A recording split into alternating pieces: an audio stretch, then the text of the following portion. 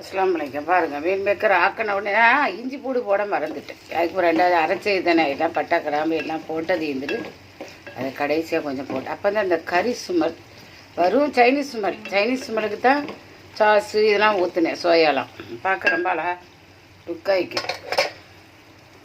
Tea போடுறோம்மா, tea போட்டு இப்போ வேணால காட்டையில் மாறி தொழிட்டேன். மாறி தொண்ணோடனே ஒரு டீ கேட்குமே. இது ஆக்கிட்டோம்மா எப்படி இருக்குன்னு பாருங்கள். இப்படி சப்பாத்திக்கு இப்படி சொட்டு திண்டுக்குங்க, நல்லா வைக்கும். சின்ன பொடிசாக வாங்கினேன், ஃபௌசியால் தான் வாங்கினேன். சரி, எனக்கு தொடர்ந்து ஆக்குறதையும் ரெண்டாவது இதுங்கிறதையும் காட்ட தெரியல. அதனால் ஆக்கிட்டு தான் திருப்பி காட்டுறேன். எனக்கு பெரிய மனசியாக போயிட்டேன், ஞாபக சக்தி குறைவாய்க்குது. என்னண்டா ஓடுற வண்டி ஒரு கையால் எடுக்கிறேன், யார்கிட்ட ஹெல்ப்பும் இல்லாமல்.